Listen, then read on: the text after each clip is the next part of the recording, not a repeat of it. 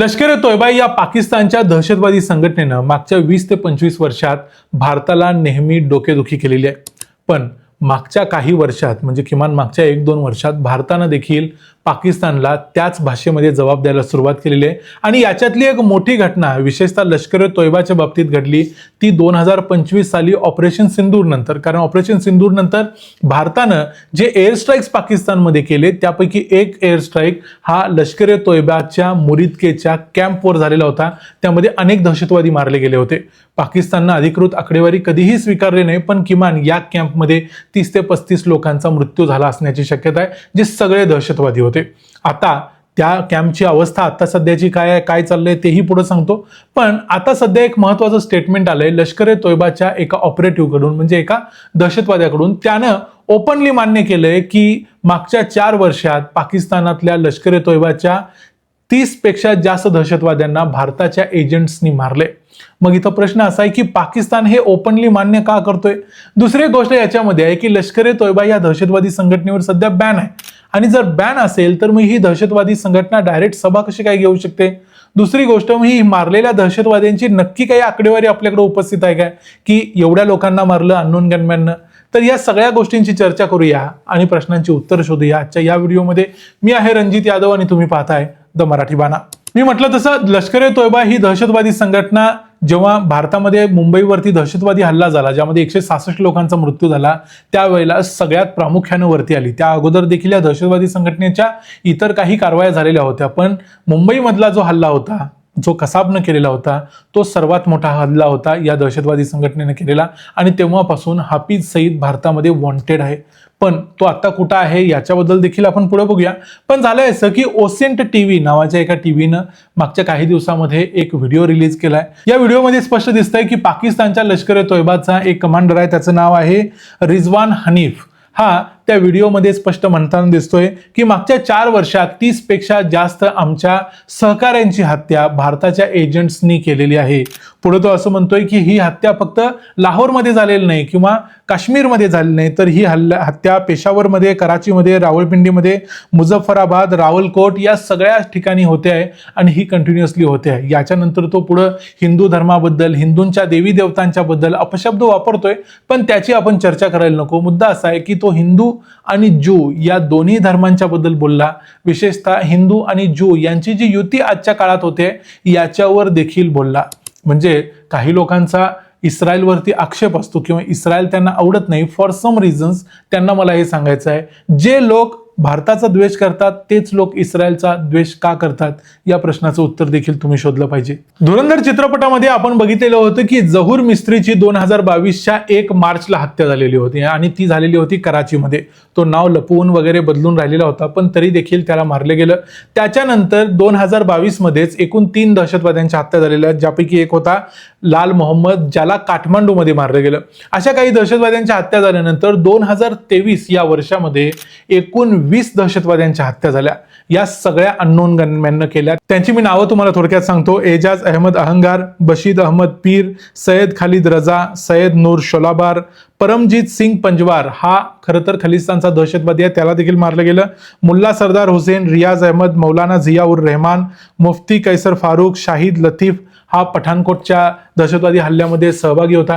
अशा अनेक दहशतवाद्यांना 2023 मध्ये मारलं गेलं. त्यानंतर 2024 मध्ये 5, 2025 मध्ये 9 आणि 2026 मध्ये म्हणजे आतापर्यंत ऑगस्ट महिन्यापर्यंत 5 दहशतवाद्यांना मारले. एकूण जर सगळ्या आकडेवारीची बेरीज केली 2022 पासून, तर जी आकडेवारी रिजवान हनीफनं सांगितलेली आहे त्याच्यापेक्षा थोडी जास्तच होते.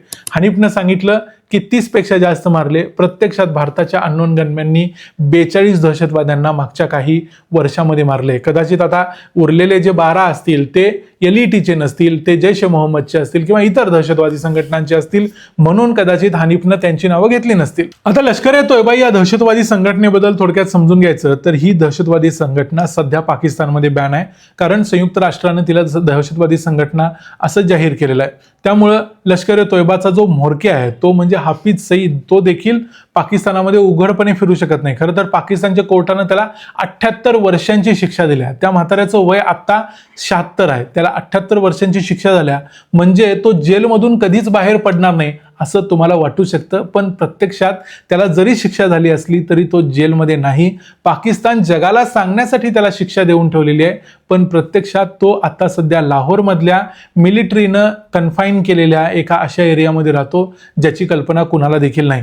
तसं जर असतं की जेलमध्ये असता तर तो बाहेर येऊन सभा घेऊ शकला नसता. 2025 मध्ये मागच्या वर्षी जे भारत आणि पाकिस्तानमध्ये युद्ध झालं, ऑपरेशन सिंदूर झालं, त्यानंतर त्यानं मुरिदकेमध्ये येऊन एक सभा घेतलेली होती आणि भारताला इशारा दिला होता. म्हणजे थोडक्यात ज्याला जेलमध्ये आहे असं सांगितलं जातं ते फक्त कॉस्मेटिक आहे, दाखवायला आहे. प्रत्यक्षात तो जेलमध्ये वगैरे काही नाही. त्याला पाकिस्तानच्या लष्करानं प्रॉपर संरक्षण देऊन लपवून ठेवलेलं आहे. आणि लष्कर ए तोयबा ही संघटना पाकिस्तानमध्ये बॅन जरी असली तरी प्रत्यक्षात ते सहजपणे सभा घेतात आणि त्यामध्ये भाषणं देखील करतात.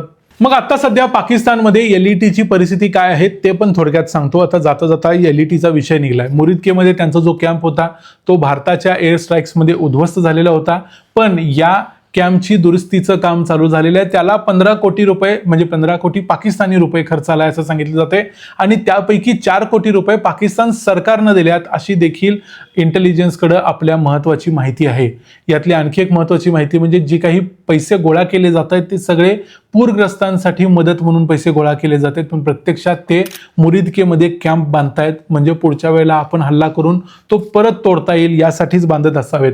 पण एलईटीचं नाव त्यांनी बदललंय, अनेक वेळा त्यांनी बदललंय, पण यावेळेला देखील नाव बदलून वेगळ्या पद्धतीने आपलं काम करतायत. त्यामध्ये TRF द रेजिस्टन्स फ्रंट नावाचं एक आपण वादळ मागच्या काही दिवसांपासून ऐकतोय. जे पहलगाममध्ये हल्ला झाला त्यावेळेला देखील द रेजिस्टन्स फ्रंटचं नाव आलेलं होतं. आता देखील ज्या 2 छत्तीसगडच्या युवकांना मारलं गेलं त्यामध्ये देखील याच संघटनेचं नाव आलं. त्यामुळे द रेजिस्टन्स फ्रंट हे खरं तर एक प्रॉक्झी आहे लष्कर ए तोयबाचं. दुसरं एक नाव त्यांनी आता चालू केलंय ते म्हणजे Jammu and Kashmir United movement या नावानं त्यांनी POKचा जो भाग आहे त्या भागामध्ये शाळा वगैरे बांधायला सुरुवात केली. या शाळा म्हणजे काय, दाखवायला शाळा, प्रत्यक्षात त्या शाळेच्या मागं त्यांची कॅम्प चालतात आणि त्या शाळेतल्याच पोरांना त्या दहशतवादी संघटनांमध्ये सहभागी करून घेतलं जातं, यासाठीच्या शाळा चालतात. पण जरी हा दहशतवादी निर्माण करण्याचा कारखाना एका बाजूला चालू असला तरी या दहशतवाद्यांना संपवण्याचा कारखाना देखील पाकिस्तानमध्ये उघडलाय आणि हे आपण धुरंधर या चित्रपटामध्ये बघितलंय.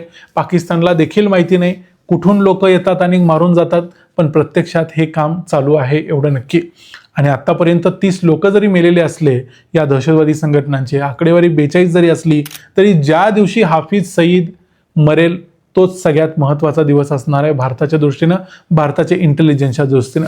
त्या दिवसाची आपण वाट पाहतोय आणि तो दिवस लवकरच येईल अशी अपेक्षा करूया. या व्हिडिओमध्ये इथंच थांबूया. हा व्हिडिओ तुम्हाला कसा वाटला ते आम्हाला कमेंट्समध्ये जरूर सांगा.